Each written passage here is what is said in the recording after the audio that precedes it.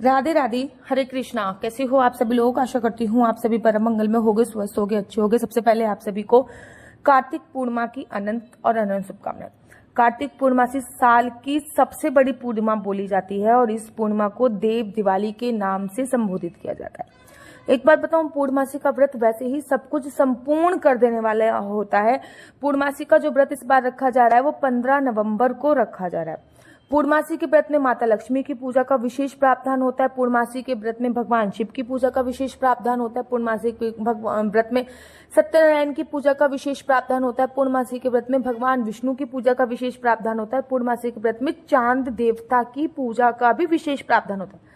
सोचिए, एक व्रत और सब कुछ संपूर्ण कर देने वाला।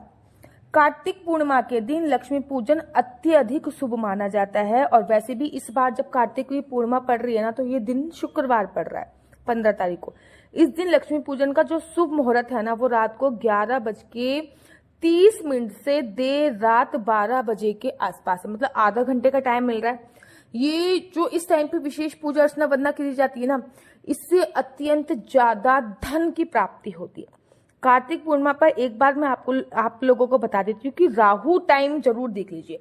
राहु काल में किसी भी प्रकार की कोई पूर्णमासी नहीं होती है और राहु काल में किसी भी प्रकार की कोई पूजा अर्चना वंदना नहीं होती है। कार्तिक पूर्णमासी के दिन भद्रा का साया भी है। ज्योतिष शास्त्र में भद्रा व राहु काल पूजन कार्य के लिए, शुभ कार्य के लिए अच्छी नहीं मानी जाती। इसलिए भद्रा व राहु काल के दौरान शुभ कार्य वर्जित होते हैं। कार्तिक पूर्णमासी के दिन राहु काल सुबह 10:30 बजे से लेकर 6:05 तक है। मतलब मोटा मोटा मैं देखूं कि राहु काल जो है सुबह 10:44 से लेकर 12:05 तक राहु काल है। इस समय पे कोई भी पूजा अर्चना वंदना नहीं होगी। वहीं पे सुबह 6:43 से लेकर शाम को 4:30 बजे तक भद्रा है। लेकिन भद्रा काल में पूजा अर्चना वंदना हो सकती है। हाँ, तुलसी विवाह आप 4:30 बजे के बाद ही कीजिएगा। भद्रा काल में तुलसी विवाह की मनाही होती है, लेकिन पूजा अर्चना वंदना जरूर होती है।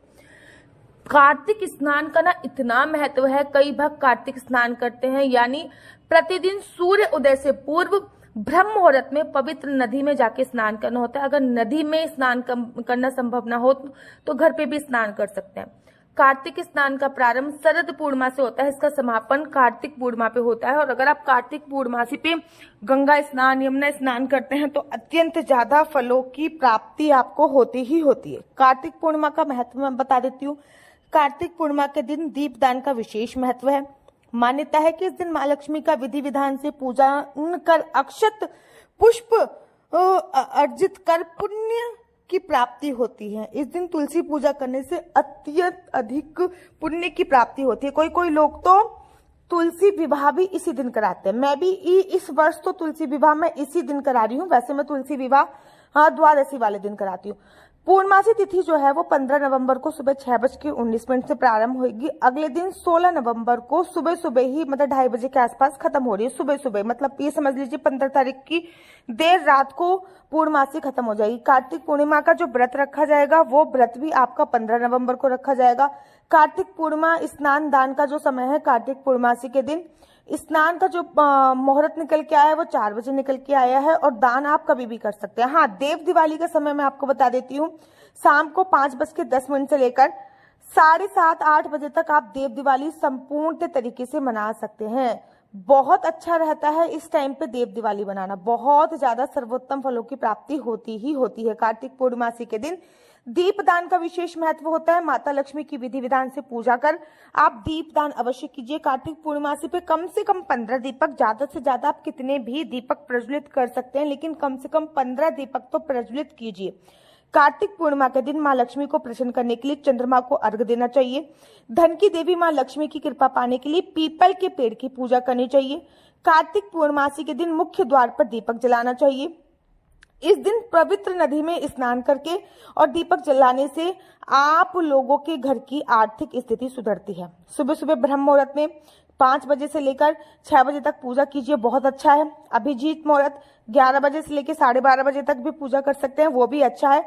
याद रखिए, राहु काल में भूल कर भी पूजा अर्चना वंदना नहीं करनी चाहिए। अब कार्तिक पावन पवित्र महीना चल रहा है और मैं बड़े सारे लोगों को कहती हूँ कि पूर्णमासी का व्रत प्रारंभ करो। अगर आप भी पूर्णमासी का व्रत प्रारंभ करना चाहते हो तो आप कार्तिक पूर्णमासी से पूर्णमासी का जो व्रत है वो प्रारंभ कर सकते हो।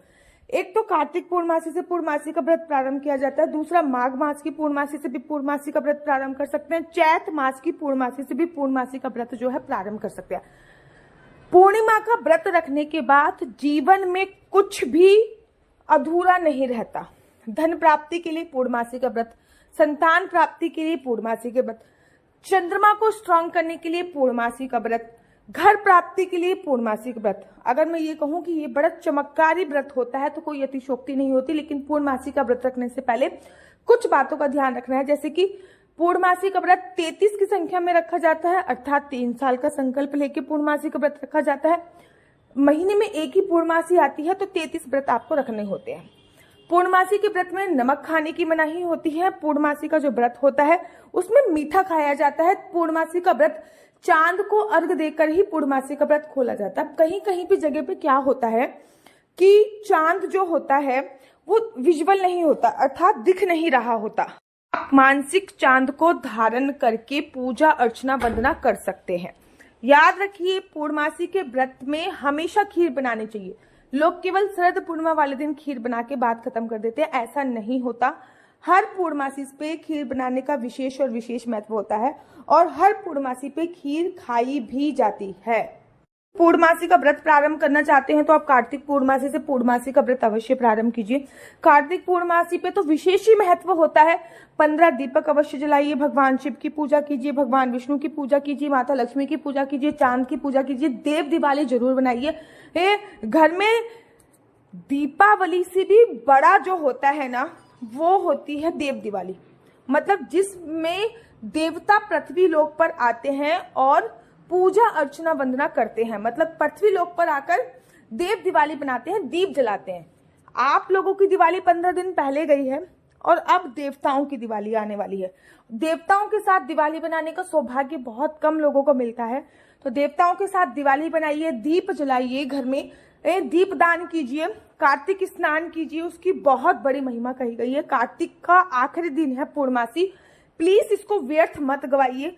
कार्तिक स्नान कीजिए सुबह सुबह, और गंगा जी के पास दीपदान नहीं कर सकते तो घर पे एक क्रेमित नदी बनाकर उस पर दीपदान कीजिए। 365 बत्ती का दीपदान कीजिए। तुलसी की इस दिन विशेष पूजा अर्चना वंदना कीजिए, तुलसी की परिक्रमा कीजिए। तुलसी विवाह अभी तक नहीं किया तो तुलसी विवाह कीजिए। कार्तिक में कपड़े दान करने का बड़ा विशेष महत्व होता है। सर्दी के कपड़े जो दान होते हैं वो करने का विशेष महत्व होता है। वैसे भी इस पूर्णिमा पे गज केसरी योग बन रहा है और राजयोग बन रहा है। ये मौका है आपके पास कि गज केसरी योग और राजयोग पर आप लोग विशेष तौर पे पूजा अर्चना वंदना करें। ये आपके पास